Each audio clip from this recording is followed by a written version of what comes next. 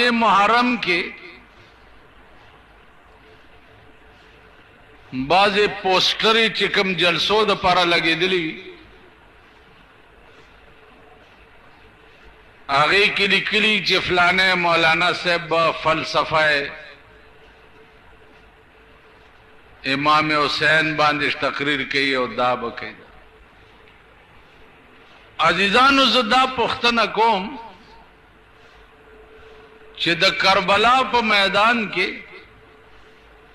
द इमाम हुसैन और the Yazid the फौज मंस की जगड़ पत्सो उशवा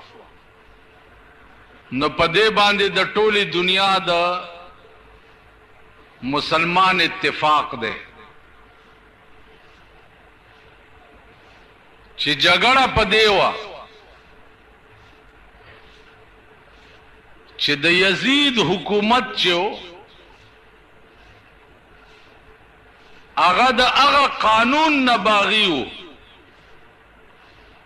चिकम कानून द इमाम हुसैन पकोर के नाजिल शवे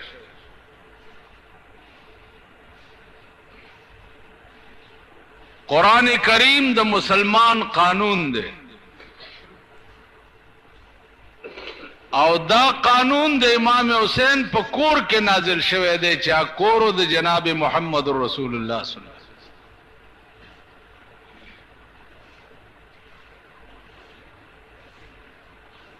नु द इमाम हुसैन जगड़ पदेवा चिस्ता हुकूमत च दे आगा जमाद निकद कानून नबागी दे लिहाजा जस्ताद हुकूमत बैत को लो तैयार ने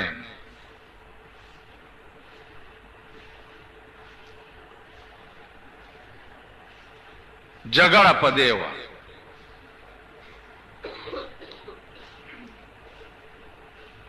चे बैत को लो तैयार ने नो बिया जंग को लो तैयार शा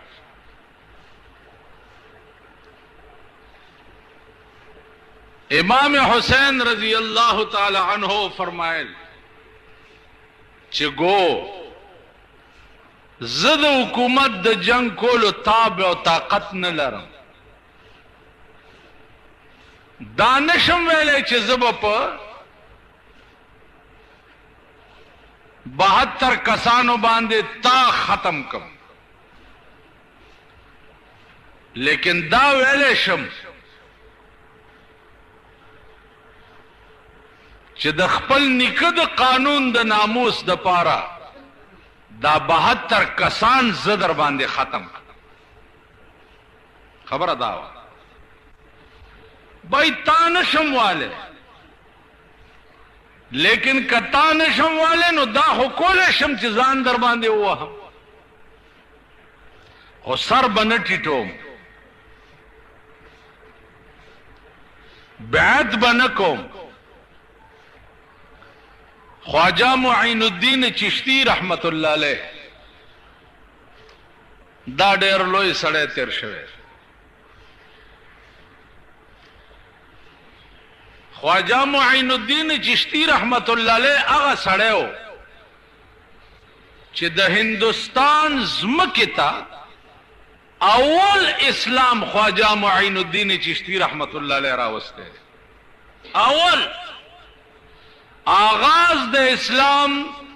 द हिंदुस्तान पजमका चे दे ख्वाजा मुईनुद्दीन चिश्ती कड़े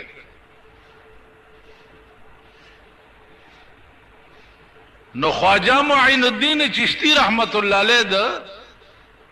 इमाम हुसैन मुताल्लिक वही चे शाह हस्तो हुसैन बादशाह हस्तो हुसैन दीन हस्तो हुसैन दीन पनाह हस्तो हुसैन सरदाद व नदा दस दर दस्ते यजीद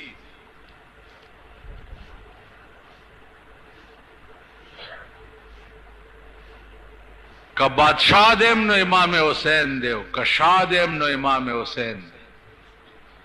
का दीन दे नो इमाम हुसैन दे सरदाद سر قربان ک ولیکن نه دا دست در دست یزید لاس د یزید په لاس کې کېنه وجہ چې ترسو زما د نیکه قانون ته ته سرنګون شوی نه تر هغې پورې به ستا تخت و تاج ته زه نه سرنګون کېږم.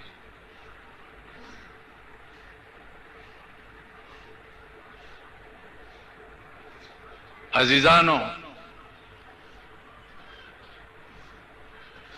ابن زیاد گورنرو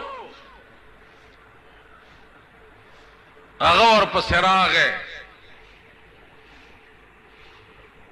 او ورته وویل چې ګوره ومنه ویلې نه اوبه یې پې بند کړې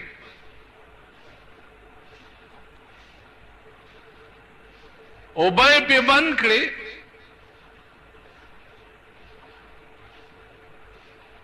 پیرې یې ولګولې د دریاب په غاړه باندې چې د امام حسین سړی به درنه دې ځای نه اوبه نه وړي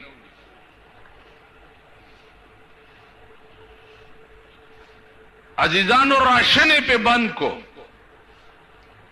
چې دې خیمو ته به راشن نه سپلای کېږي.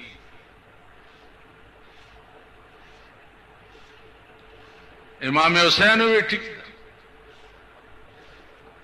اللہ پاک دام کولے شي چې اوبه نه او تا ته د اوبو څکلو ضرورت اړو محسوس کړي روټۍ نه او تا ته د روټۍ خوراک ضرورت اړو محسوس نشي ځکه چې عشاق چې دي اغي په عشق کې دومره محوي هغه د استغراق درجه ته رسیدلی وي چې اغي ته د خوراک سکا کډو تصور نه کی تصور اوس مونږه هو که یو ورځ روټۍ او بنی څه حالم جوړ کړي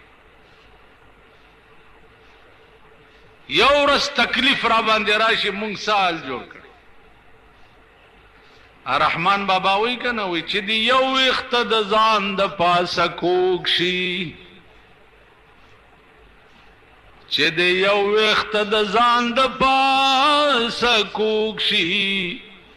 ځان هغه ساعت له خدایا مرور کی یو وخت دی په ځان ته به دې ونیسي تکلیف در باندې راشي خدای نم بیزار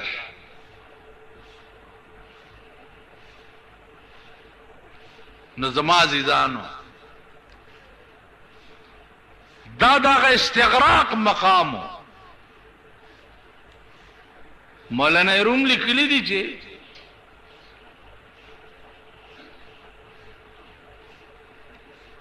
مجنون تا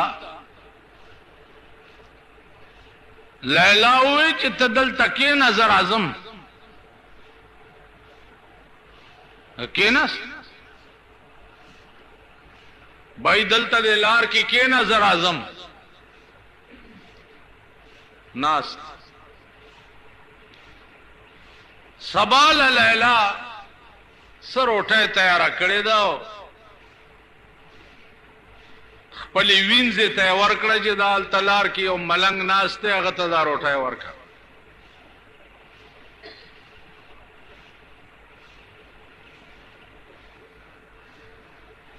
هغه ملنګ نه مخ کې او بل روټي خلاص ناشتو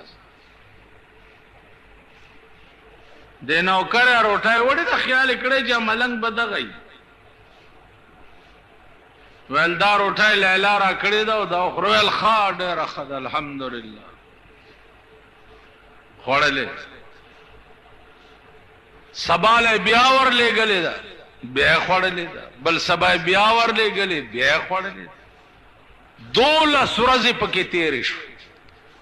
روټه ورزی او ملنګ خوري او پته نه لګي. لیلا ورته ویل چې ملنګ درته سوال جواب سلام ورته وای دا څه نو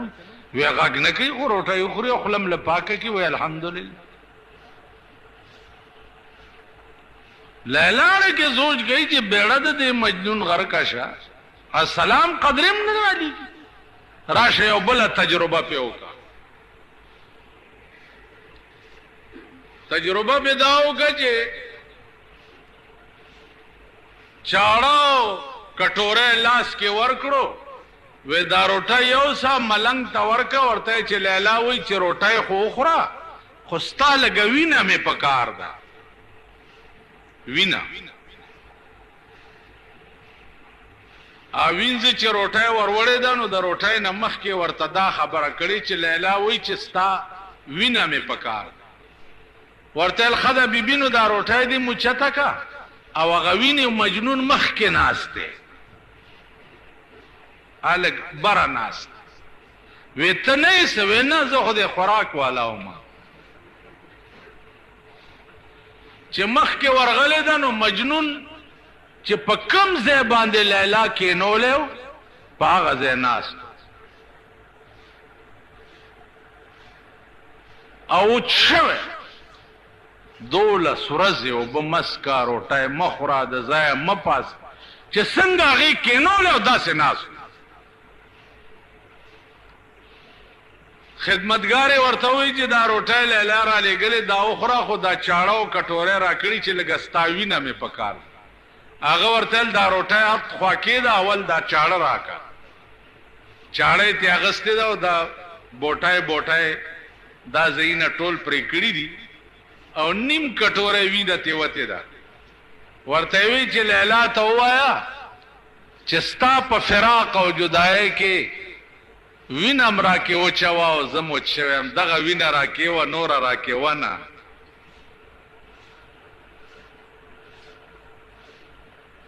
خیال درا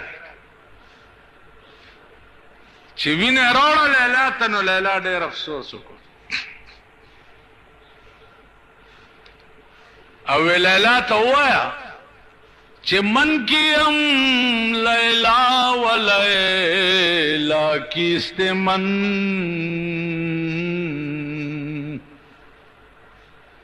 من کیم لیلا و لیلا کیست من ما یکی روحی ما اندر دو بدن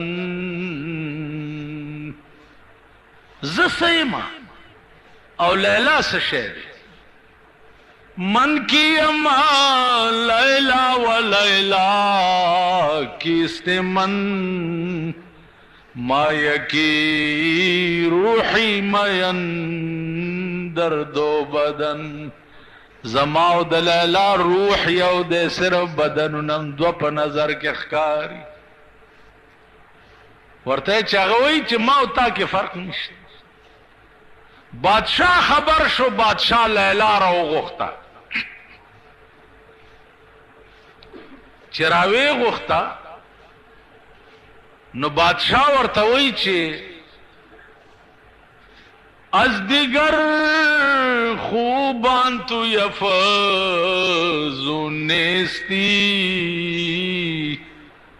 تو خود نور معشوقون ډیره خستم نه تا مجنون ولی تا پسی لیوانے دے لیلا ورته سوی گفت خاموش چون تو مجنون نیستی ورته لا بادشاہ چپ خبر اونکی تا مجنون نه زکا ماتوی چی تا خیستا نه دا ما تا تورا زکوی چی تا مجنون نئی دیدے مجنون اگر بودے تورا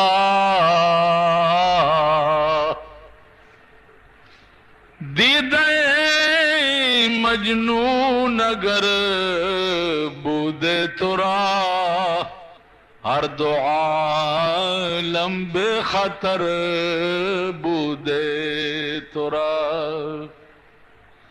ए बादशाह कथा द मजनून पस्तर गुमाता हो कतल नो पद्वाड़ो जहानों के बसर फराज शे माता बचरे तोरा नवे कथा द मजनून पस्तर गुमाता उलिदल मजनून ता पता लगे चलेला स्ता पसर बादशाह सरदा बास नो मजनून पर जंगल के वही च गुफ्त मजनू गर हमा रोए जमीन गुफ्त मजनू गर हमा रोए जमीन हर जमान बरमन को नंदे या फरीन मजनून वे कदा दज्म के पसर टोला दुनिया पमा बांधे आफरीन वही आफरीन मजनून आफरीन टोला दुनिया लग्याशी और जमा सिफतुना शुरू की लेकिन मन गोयम आफरीन चकस जमा दई चाप आफरीन परवाह निश्त माता जरूरत निश्त चाद सिफतुनो को मन गोयम आफरीन चकास मदह मन दशना में लैला बादो बस वल्लाहिल अज़ीम जमा दे चाप आफरीन से परवाह निश्ता जमा फरीन दलैला कंजल दी चराते की दाद टोली दुनिया द सिफत न उचत तासो ख्याल रख दागा मजाजी इश्को मजाजी यो सड़े पमुंज वलार पमांजा वलार दे अस्तासो गुंदे बुजुर्गो उसको बुजुर्गान ढेर ज्यादा हर सड़ी ते गोरे बुजुर्ग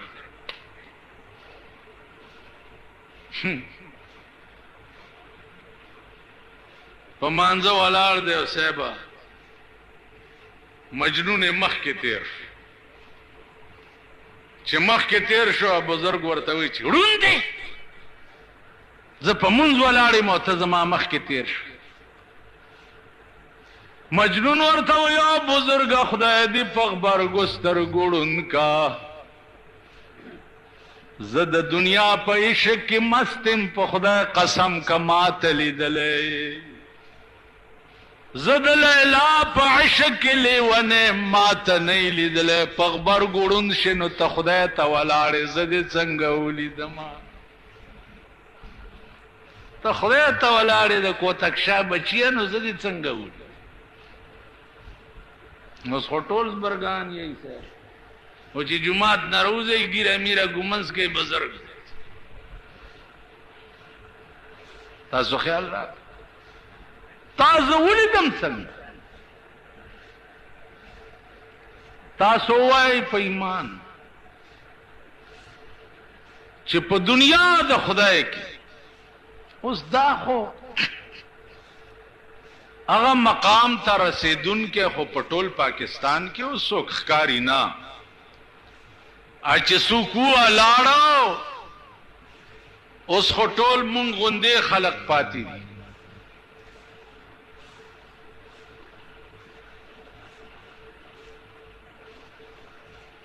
इमाम हुसैन द कानून इलाही पतंगो जपकम मल्क ज्वंदेम पदे मल्क बा द अगा कानून खिलाफ वर्जी वली कीगी चिकम कानून जमा पर निकन नाजिल शवे जमा जान बनई जमा बच्ची बनई जमा खानदान बतौल तबाशी लेकिन द निकप दिन बदाख लगे दो तपरे न दे उब पे बंद हुई राशन पे बंद शो लंबर पलंबर زلمی روزی او په جنگ کې ته سر پری کیږي او دا غلاش د امام حسین خیمه تر راوړل کی او د امام حسین بیبي او دا خويندې او دا میندې هغه ټوله دا پریکړی سر والا لاش تماشا کوي او ورته ګور. بیبي زینب غوندې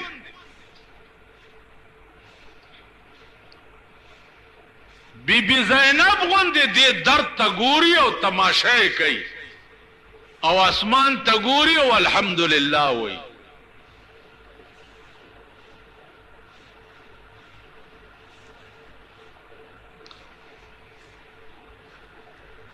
شاه قاسم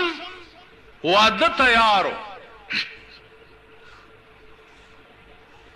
امام حسین وی چې جنگ بم کیږي او وادم سنت ته راځي چې نکاح وکړو. الته د تورو پرکار دی لګیا دي زلمی شهیدان کیږي او دلته امام حسین د شاه قاسم نکاح تړي لګیا یو خیمه نه بلې خیمه ته ډوله راوړه. واده دې ته وایي ستاسو ودونه دي او د پښتنو ودونه دي. دا واورئ په قوم کې د دنیا بیړه تباہ کړه په ډزو باندې. په پردي وادي کې ډزې کوي د نیانو بچو. واده د چا دی او نیتوب پکې څوک کوي. ماشومان پکې مړه شو، ښځې پکې مړې شوې، بوډاګان پکې مړه شو. واده دې ته وایي.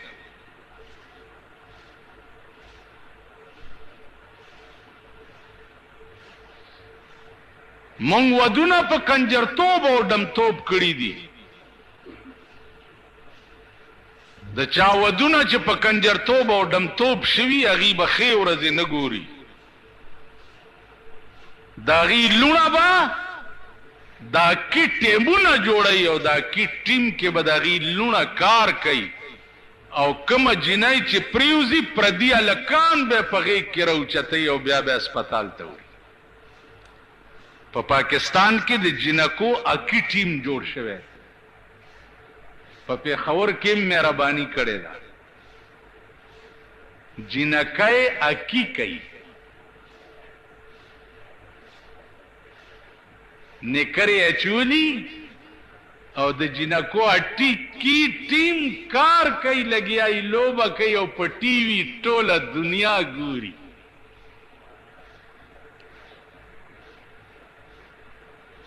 اوس خوی پاکستان په تړکۍ روان دی. پاکستان په تړکۍ روان دی.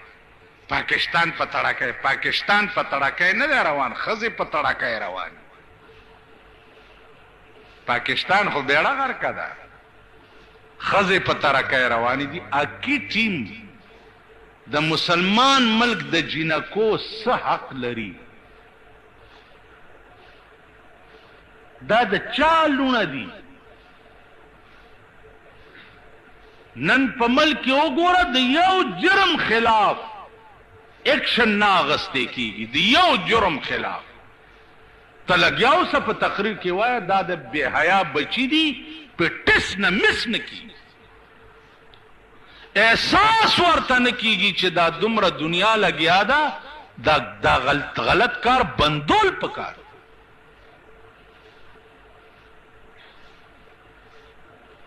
مجسټریټان دغه لګرځي چې 3/6 فوټ کې ټیپر دې ګران خرڅ کړي. الوی نه چي پیاز دې ګران الوی نه چي. او د قوم بچی چې ټول ګانډوان شو په میوزک سنټرو کې او په ویډیو گیمونو کې ټول بچی ګانډوان شو. پاغه باندې یو چا په حکومت وانه چوله. 3/6 فوټ نه تاڼه ډکوي، سپیشل مجسټریټان ورپسې ګرځي او بلو پرنټونه په دې آرامي اډو کې چلیږي. دې ته یو نسبې نه راځي. دا غي وجه دا ده چې حکومت کنجر دی کنه. کوم حکومت چې په خپله د کنجرتوب او د ډمتوب اډې جوړوي، وی سی آر نه کسټم ډیوټي ختموي، نو ته په ایمان ووایه چې ډم نه به ته دا تمه کې چې هلکه ماله چېرته د سړیتوب کار وکړه. هغه په خپله لګیا دي د کنجرتوب اډې کولاوي او دا کوشش کوي چې دا ملک ټول کنجر شي او ډمان شي. اوس په پاکستان کې د ډمو څه ضرورت دی؟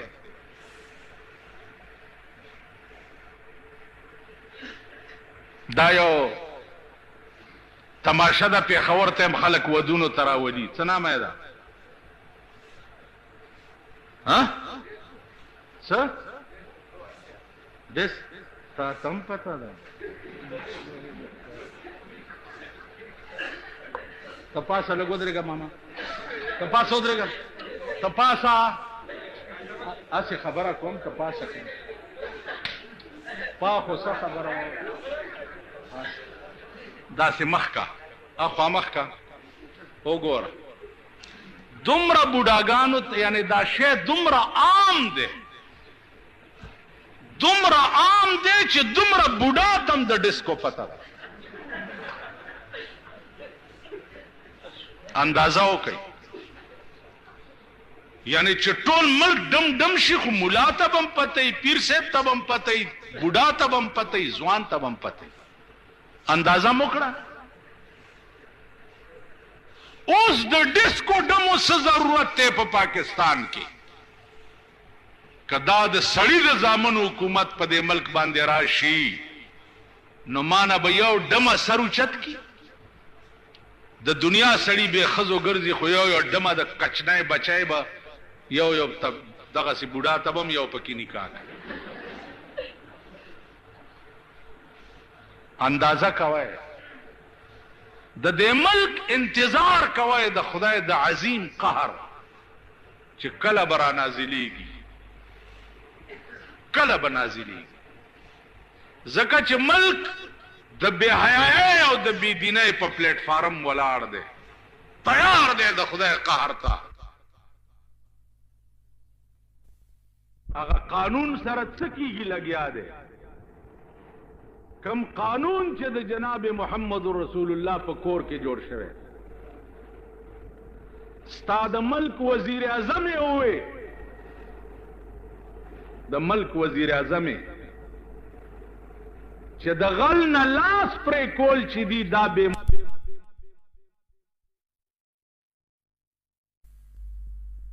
هغه قانون سره څه کېږي لګیا دی؟ کم قانون چې د جناب محمد رسول الله په کور کې جوړ شوی، ستا د ملک وزیر اعظم یې ووی، د ملک وزیر اعظم یې چې د غل نه لاس پرې کول چې دي دا بې مناسبه او ظلم دی. ستا د ملک وزیر اعظم یې ووی، قرآن ویلی دی چې د غل نه او سړي او ښځې نه لاس غوڅ کوي، او د قرآن وینا ته دی زیاتې او ظلم ووی. ستا د ملک وزیر خارج داخله اعتزاز سن وی، که چا د شریعت بل نامه واغسته د پاس کېدو، بستره دې وتړي او کور ته دې ځي. نو په کوم ملک کې چې د قرآن غوندې کتاب دا حشر وي، وزیران دا وی، ممبران دا وی، وزیر اعظم دا وی، ہاں جی هغه خدای به د دې قرآن بدل په کم رنگ کې د دې ملک نه علي. زه خواریان یم چې کیږي به څه. مونږ خو د ملک دشمنان نه یو، د ملک غداران نه یو، مونږ په ملک کې د بې دینو دشمنان یو، د قرآن او د حدیث د دشمنانو دشمنان. نو عزیزانو د شاه قاسم واده کیږي او یو ډوله د یو خیمې نه بلې خیمې ته وړی کیږي او د واده ړومبی شپه ده.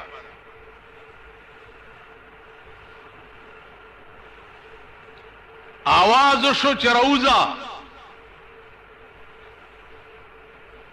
ایو بزرگ وای چې د شاه قاسم ناوې او شاه قاسم ته د لمن نه ونیو د شاه قاسم بی بی قاسم ته وی جانانا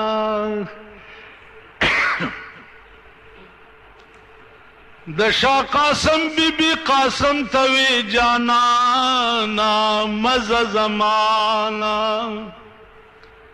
شمر ظالم بده د غشو په باران وجنی دا مظلومان وجنی قرآن وعید قرآن بیا خاوندان وجنی دا مظلومان وجنی علی اکبر کړو ځان سنبال د جنگ پلور زی زړه مې نسکور زی علی اکبر گروزان سنبال د جنگ پلور زی زلم نسکور زی پستر گوڑن شا چی سوکدا سے شاہزادگان وجنی دا مظلومان وجنی وادرون بیش پدا خوچی ہوا تو شہید شو خیمے مخی تراوڑش نو زینب هم ورته ولاړه ده او د ړومبی شپې ناوې هم ورته ولاړه ده لسمه ورځ ده د محرم आवाज وشو چې نور خو ټول ختم شو یو امام حسین پاک هغه رامنډې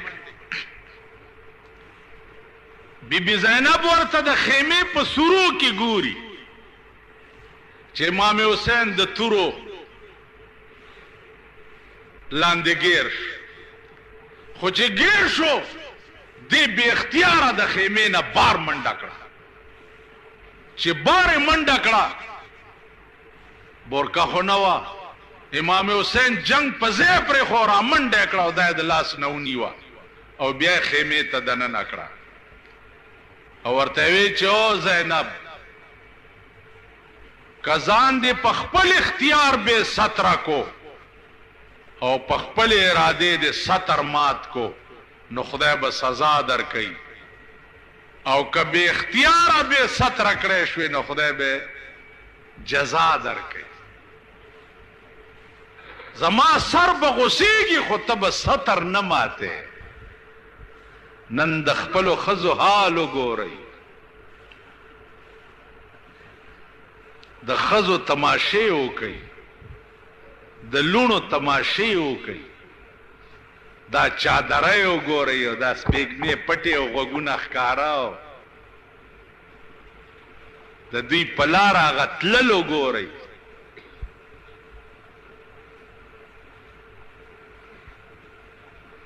نو د تورې لاندې م امام حسین خو د زینب د ستر خیال ساتي نن زمونږ په ملک د 70 سال نو زما عزیزانو اصلي جنگ چې و هغه دې د پاره او چې د قرآن د دفعات و خلاف ورزي یزید کولا نو امام حسین په بال بچ سر و مال قربان که او د خپل نیکه د دین ناموس او ساتلو دا صفت خدای پاک ممکن پیدا کی نن خو ټول ملک په دې را پاسی چالا روټای نشتا او ګرانی دا او بنشتا او ټیپر نشتا او مولای نشتا او پلانې نشتا لیکن ټول ملک دا आवाज نکو چې مونږ دی حکومت منلو ته تیار نه یو چې کوم حکومت د قرآن د دفعات او خلاف ورزي کوي دا आवाज په ټول ملک کې ونشو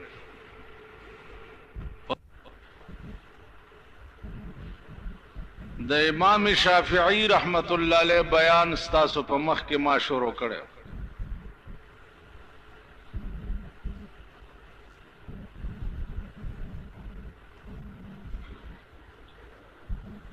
د امام شافعی رحمت الله علیه کافی حد پورې حالات ما ستاسو په مخ کې بیان کړیو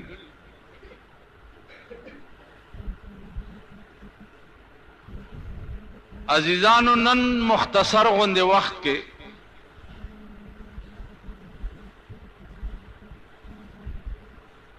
دا یو خبر استاسو په مخ کې عرض کول دي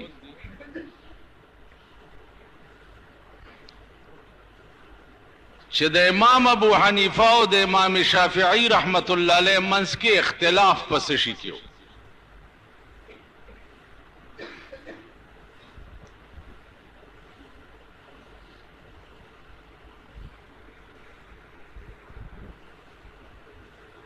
نو اختلاف چې ده دا یاد لرئ دا په دوه قسمه دي یو اختلاف ده په اصول د دین کې او یو اختلاف ده په فروع د دین کې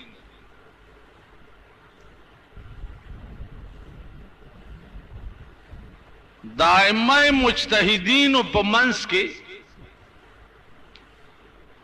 اختلاف په اصول د دین کې نو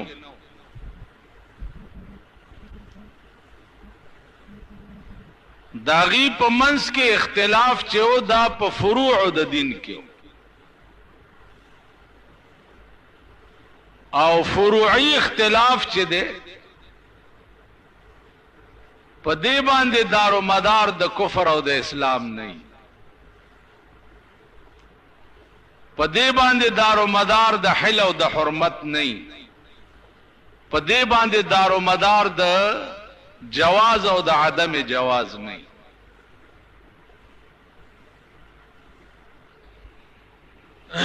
مثلا منز ده په دې کې ولاړه نیت چې وتړې نو تب ولاړې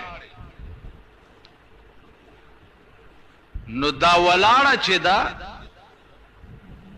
دا د ارکانو د صلات نه ده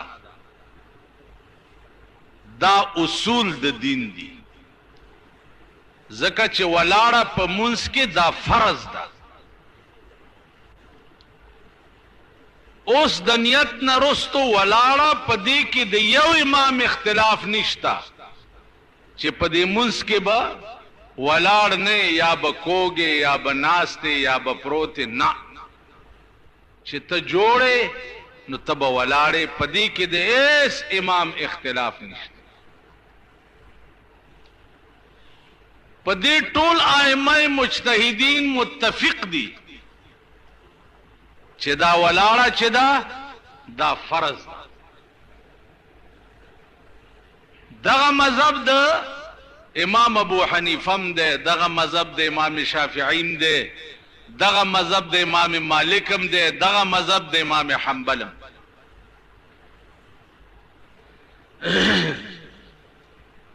هر کله چې ولاړه فرض ده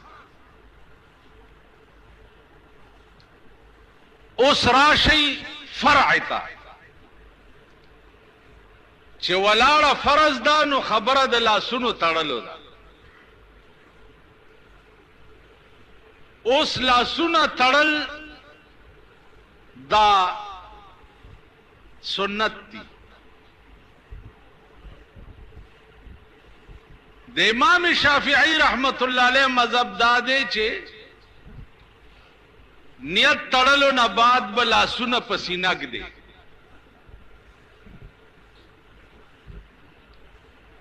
د امام ابو حنیفه رحمت الله علیه مذهب دا دی چې نیت تړلو نه بعد به لاسونه د نامه نخکته ږدي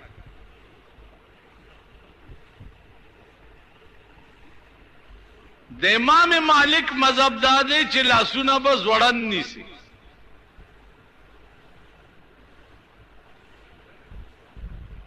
او سوال دا دی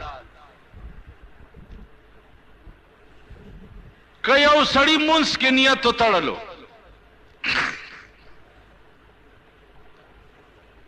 او د زوړن لاسونه نیولي او منځ یې وکړو منځ شوی دی که نه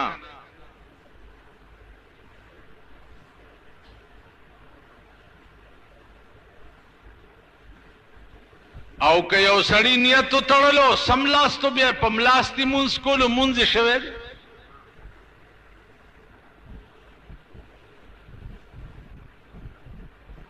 یا یو سړی نیت تړلو هغه په سینه لاس کېښوه او منځ یې وکړو منځ یې شوی دی که نه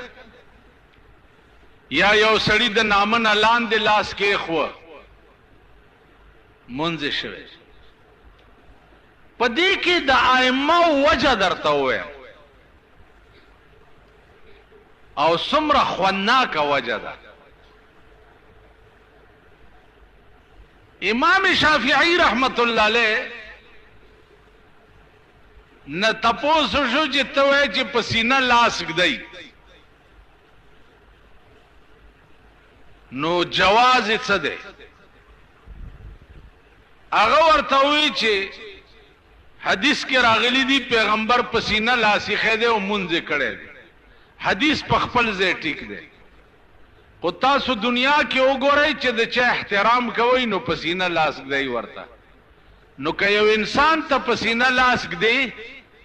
او د هغه احترام کوي نو الله د دې نه زیات حق لري چې هغه ته په سینه لاس کېږدي هسې وایم چې یو خو زمونږ او ستاسو دلایل دي که نه کوتکماري ده یو د ائمهو دلایل چې د انسان احترام ته کوي او په سینه ورته لاس کېږدي نو الله د دې نه زیات حق لري چې هغه ته په سینه لاس کېږدي او احتراماً ورته وکړي امام ابو حنیفه رحمت الله علیه نه تپوس شو چې ته چې وایې چې د نامه نه لاندې لاس کېږدي تا سره څه دلیل دی او دې دلایلو ته ګوره پخواني خلق چې وو داغي هر دلیل به داسې و چې د سړي زړه ته به یې اپیل کولو زړه ته هسې دا ټکی دې ځای کې یاد لرئ یو سړی و هغه قسم وخوړو یو دوست یو نو هغه نه جګړه ورسره وکړه چې جګړه وکړه نو دوست ته وایي چې والله لا اکلم معك حینا والله چې زه به تا سره یو حین خبرې نه کوم حین څه ورځې چې تېرې شوې سړی خپېمانه شو چې دا خو زما جاني دوست دی او زه به ده سره اوس خبرې نه کوم ډېر خپېمانه شو اوس مونږ خو وایو چې څوک را سره خبرې نه کوي نو ډېر به ښه د دې خلکو څه خبرې زمونږ او ستاسو به څه خبرې یا زمونږ او ستاسو زمانه کې دوستۍ کمزې دي زمونږ او ستاسو زمانه کې تعلقات کمزې دلته به یو سړی راتلو مانځله ډېره زمانه چرته دلته تقریر کې به زما خولې نه اورېدلي چې یو سړی ګاڼه کور کې اوسېږي نو دام سود دی سړی د جومات نه بندېده خو لا څه کوي چې په ما پسې هغه پروپیګنډې شروع کړې چې پناه په خدای تر دې پورې وویلې چې دا د 20 کالو منځونه راګرځوم چې په ده پسې مې کړي ته وګوره ګاڼه کور کې حرام دی ما پې پیسې ورکړي او دی پې وایي چې حرام دی نو عزیزانو مونږه که خیال وکړئ د نه سړي زامن یو مونږ دین تر هغې پورې منو چې کوم زورې زمونږ طبیعت نه خلاف پکې څه شی نه راغلی او که زمونږ د طبیعت نه پکې کوم شی خلاف راغی مونږ بیا دین نه منو په پاکستان کې وګورئ حکومت نه تپوس وکړه اسلام وایي به جي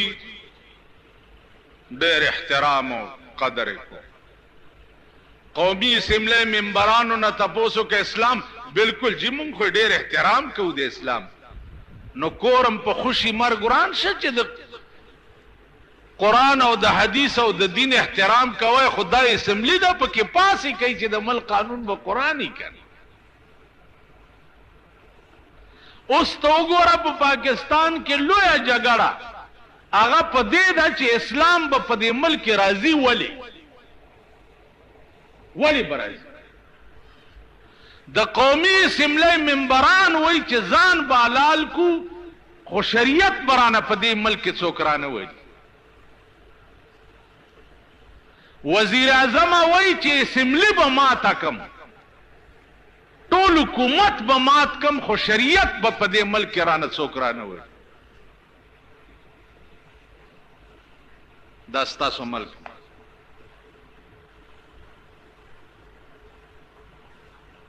آیا داسې خبیث ملکم د دې قابلی چې یو سړی پکې اوسي چې د کم قوم او د کم ملک د مشرانو دا حالت،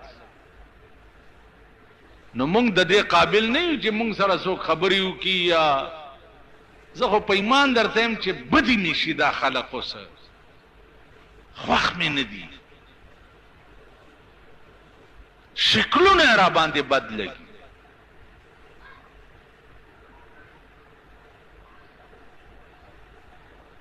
چې ورځ تېرېږي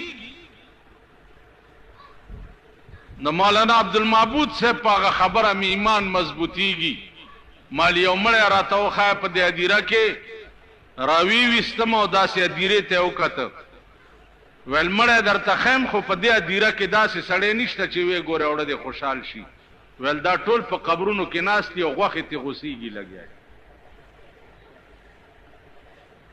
نو زمونږ د مرګ نه وروستو مونږ نه به غوښې غوسېږي او په قبرونو کې به ناست. مولانا لاهوري رحمت الله علیه په لاهور کې تقریر کړی او وی چې او لاهوریو میں تمہاری قبر آگ کی تندورے دیکھتا ہوں.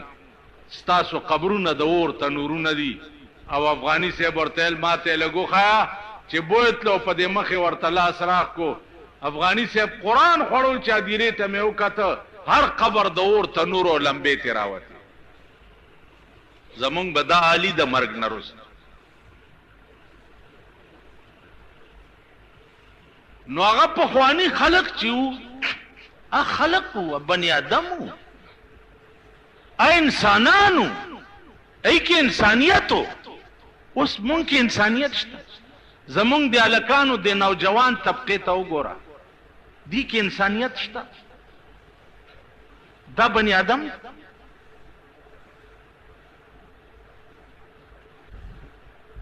زمونږ د بوډاګانو ته وګوره، الله دې د دوی سره واسطه مه پېښوه. دا لا بل قهر. هغه ورځ راته چا وی زمونږ جومات کې امام سره وی جګړه ده. په څه جګړه ده؟ دا بوډاګان وایي چې پخوا به خلقو ذکر کولو، د مانځه نه وروسته به په زوره لا اله وی، اوس ویل ذکر نه کوي. خیال راغی. نو مال ورته وایي چې ځوانان وایي څه لغړي تیم کولی چې اوس لا ذکرونه کوئ. چې ځوانان وایي ما ته خو پته ده که په ځوانۍ کې هم څه کړي، اوس چې بوډاګان شوی نو در وقت پیری گرگ ظالم میں شود پرہیزگار. چې د هر څه نه پاتې شوې نو بزرګ شوې په جومات کې کېناست. زه بجلیګر کې وم یو بوډا و ما ته وی چې یاره دې مانځه نه وروسته دا ذکر لږ پکار دی. مال کوه که کوه، ته چا منې کړی؟ ویل نه تی لږ په زوره زوره کوم، زما خو دومره دړه زور نشته. ویل ته څنګه مولای؟ بس په دې ګړو کې مې یو غړچ والو، مال زه داسې مولای یم چې دغه لار نیغه ونیسه او د جومات نه بار وځه. یو حال دی. بس بوډاګانې داسې دي، ځوانانې داسې دي، واړه یې داسې دي. زمونږ د وړو تربیت څنګه کېږي لګیا دی د ماشومانو. د وړو تربیت د ماشومانو ګوره چې په لاره رواني نو د الله به داسې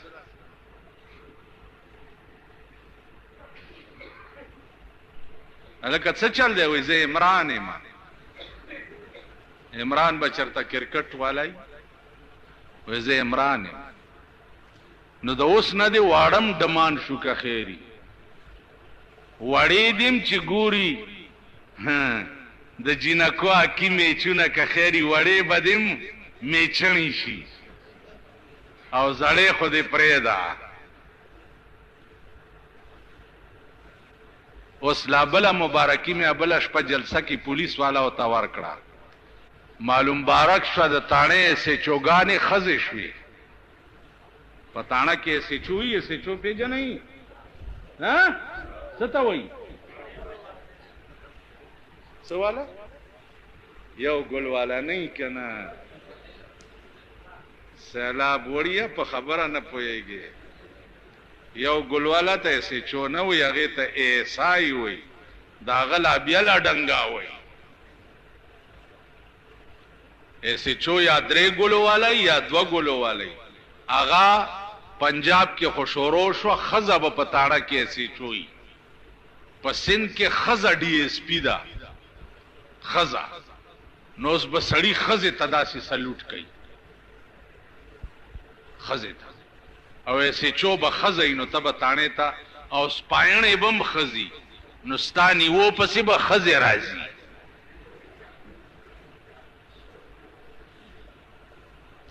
وای ګل د کدو ګل دی چې یو تی اسکوي تی لاندې بل دی خیر بلا ورپسې خدای خبر څه به کېږي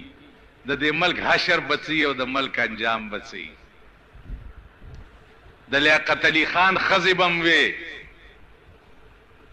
چې زه به تر هغې په ارام کښېننم چې دا خپلې خویندې مې ازادي کړې نه نو میړه یې مړ شو هغه ورځ هغه مرداره شوه خدای په ملا ماته کړه ملا یې ماته شوه نو داسې د دې ښځو پروګرام او سکیم دا دی چې تر هغې به په ارام نه کینو چې تر څو هم دا ښځې پوره شرمېدلې د سړکو ته رایستې نه اوس ښځې به پتلونه چولې په تاڼه کې به یې سیچو ناستی پتلون به یې چولې نو په صوبه سرحد کې ښځې چې ایسیچو شي خو پښتنې به یې که نه که بل څه به نو معررتوب دپاره ورته دا سړی تیارې کوي میرزاګڼه به میرزاګڼې له دا زړه ښځه به یي په تاڼه کې چې ناستی او زمونږ ځوانانې چې دي هغه به ایسای وي ایسیچوګڼه به یي او لوڼه چې دي زمونږ سپاینې به یي اوس هم راشئ که پولیس کې وګورئ څومره ښځې سپاینې برتي اولدارانې شته تاڼېدارانې شته اوس ایسیچو دغه ته راوتل دا نوی لین دی دا به اوس ګورئ په دې ملک او کوي دي نو زمونږ کې څه شرمېدلی قوم به انشاءالله دې نه زیات شرمیږي بله خبره ده چې دا قوم شرمیږي نه په نه دوی کې حیا شته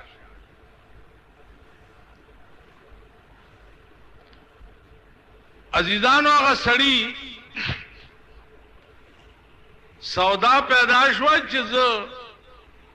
څنګه به د خپل دوست سره دومره موده خبرې نه کوم حین به خبرې نه کوم حین راغی ابو بکر صدیق رضی الله تعالی عنه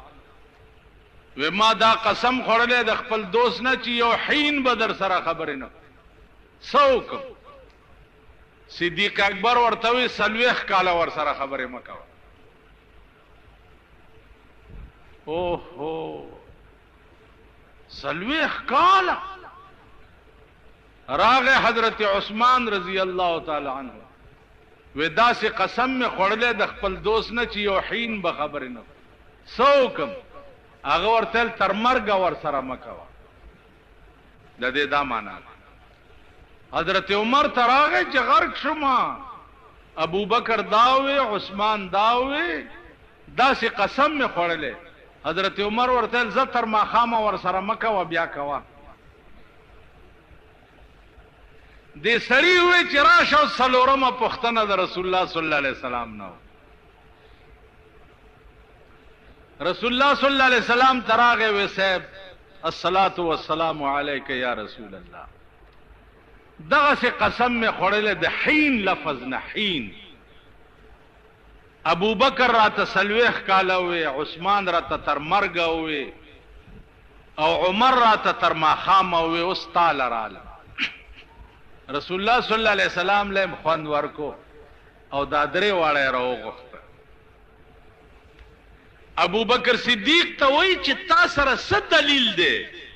چې تا ورته وی چې سلوخ کاله ور سره خبره مکوا؟ هغه وی جی ما سره دلیل دی د خدای قرآن. وی وای ورته وی چې هل اتا علی الانسان حين من الدهر لم يكن شيئا مذكورا. الله وی په انسان یو داسې زمانه راغلی وا، حين من الدهر یو وخت د زمانه، لم يكن شيئا مذكورا چه شیلا پیدا نو. نو یا رسول الله دلته د حین نه مراد اغه سلوخ کاله خمبیر مراد دی د آدم علی السلام چې د خټه جوړه شو نو سلوخ کاله خمبیر پروتو، نو دی حین نه سلوخ کاله مراد دی. نو ما ځکه ورته وی چې سلوخ کاله د حین نه قسم پړ. حضور علیہ السلام فرمایل چې ٹھیک. حضرت عثمان ته وی چې تا سره څه دلیل دی چې تا ورته چې تر مرګ ور سره خبرې مکه؟ هغه وی چې ما سره دلیل هم د خدای قرآن. وای ورته وی چې ولکم فی الارض مستقر ومتاع الی حین.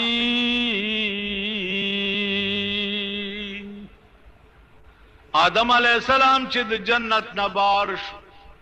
الله ورته تا د پاره پزمکه کې زید نفع غستو د الہین تر مرګ پورې. نو دلته حین نه تر مرګ پورې وخت مراد دی. نو ما ځکه ورته وی چې تر مرګ ور سره خبر. حضرت عمر ته وی چې تا سره څه دلیل دی چې داسې په لنډو پې راتاو شي چې تر ماښامه خبره مه کوه بیا کوه؟ هغه ورته جی ما سره دلیل هم د خدای قرآن. وای ورته وی فسبحان الله حين تمسون وحين تصبحون. پاکی دا الله لرا